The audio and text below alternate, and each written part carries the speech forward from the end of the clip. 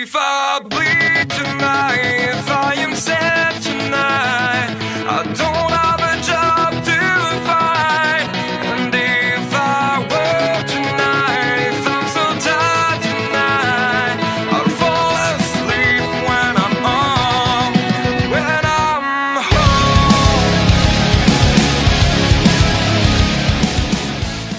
Nakama, alors aujourd'hui on se retrouve pour une nouvelle vidéo. Je vais vous présenter le numéro 45 de la collection Hachette One Piece, Zeph au pied rouge.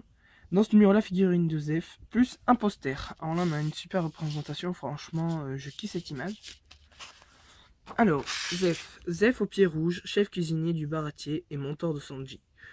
Zeph porte de très longues moustaches blondes tressées ainsi qu'une barbichette. Sa jambe de bois qui porte à droite et les souvenirs de douloureux passés. L'immense toque de Zeph indique seulement qu'il est le chef cuistot, mais également le maître à bord. Sa tenue de cuisinier est assortie d'un tablier blanc et d'un foulard bleu. Nom Zeph, fonction, ancien pirate, chef cuistot du baratier, agent inconnu, propriétaire du baratier. Alors là, le poster est juste magnifique. Bon, bien sûr, toujours Luffy qui bouffe. Après là, franchement, le poster est juste magnifique. Voilà. Zeph, ancien pirate Zeph au pied rouge, est à présent chef cuistot et le propriétaire du navire-restaurant Le Baratier. Il est le mentor de Sanji et lui a appris les rudiments de la galanterie, mais aussi son savoir-faire en cuisine et ses techniques de combat. Entre Zeph et Sanji existe un profond respect mutuel et une longue histoire de vie et de survie.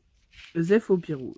Zeph devait son surnom au fait de ses pieds étant maculés de sang de ses victimes, car il faisait un grand usage de ses jambes pendant ses combats.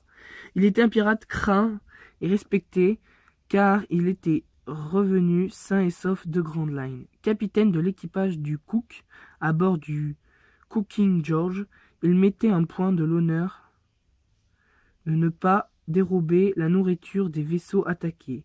Lorsqu'il prit orbite un navire de croisière à l'abordage, il y rencontra Sanji qui était alors un apprenti cuistot et dont le rêve était de trouver la mer mythique All Blue, qui contient les poissons de toutes les mers. Tout le monde, cependant, affirme qu'il s'agit d'un conte de fées. Lors de cet abordage, une tempête faisait rage. Le Komigurkuri, seuls Zeph et Sanji survécurent.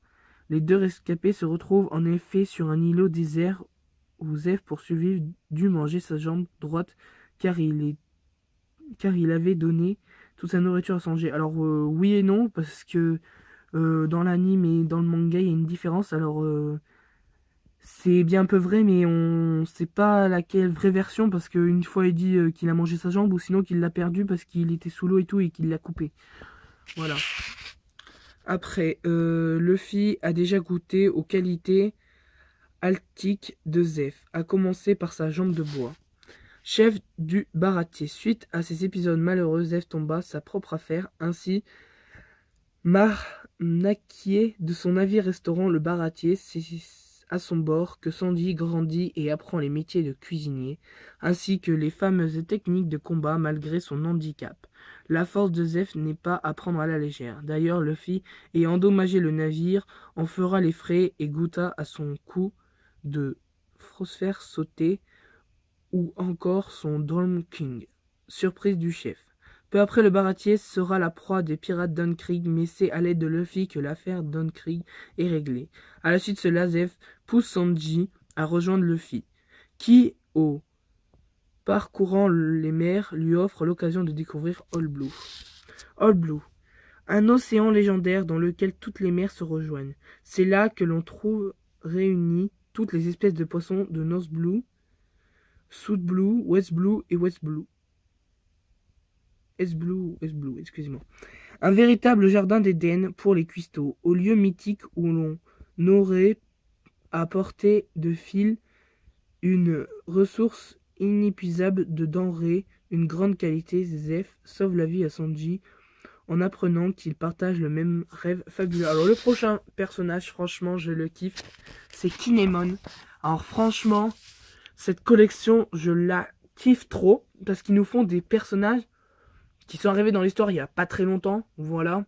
Kinemon, on l'a vu pendant l'arc Punk Hazard et Dressrosa. Et voilà, ça fait pas très longtemps, vu qu'en France ça s'est arrêté à ça. Ça fait pas très longtemps qu'on l'a vu et tout. Et là, ils nous font une magnifique figurine avec son chignon sur la tête, ses sabres et tout. Franchement, il n'y a aucun pet de défaut. Le visage est juste magnifique. Ça le représente à 1000%. Alors ça, si c'est clair et net, je vais l'acheter. Peut-être je l'aurai vendredi prochain ou l'autre vendredi, je sais pas. Ça sera vraiment au pif. Après, voilà, les sandales et tout. Franchement, il n'y a aucun pet de défaut. Parce que là, elle est juste magnifique. Alors, on va passer tout de suite à la figurine. Alors, la figurine, franchement, elle est juste magnifique. Voilà. Il n'y a pas de mots plus inexplicable. Alors, la figurine, elle est juste magnifique. Regardez la toque, comment elle est grande et tout. Et ce qui est bien, c'est qu'elle tient. Ça qui est intéressant. Alors, le visage, ça peut aller. Alors, j'essaie, petit focus, petit focus. Ouais, oh, bah, il veut pas me faire un petit focus. Ah, voilà, c'est bon. Voilà. Regardez le visage, comment il est juste magnifique. Là, on a la veste de cuisine et tout. On a le tablier. Là, on a sa jambe de bois. On a son pied et tout. Là, on a les mains. Les mains, elles sont juste magnifiques. Alors, voilà, franchement, cette figurine vaut le coup. Avec la toque, ça fait quand même une grande figurine. Regardez les détails et tout. Franchement, la figurine a des pliures à des endroits que je n'aurais jamais remarqué dans l'anime mais dans le manga. Derrière, ils nous ont fait des petits plis sur les bras aussi. Le pantalon est juste magnifique. Le bras aussi. La figurine est juste magnifique. Voilà, cette figurine, je vous la conseille. Alors, c'est la fin de cette vidéo. Merci de l'avoir regardé. N'hésitez pas à liker, commenter et vous abonner. Ciao, on se retrouve pour une prochaine vidéo.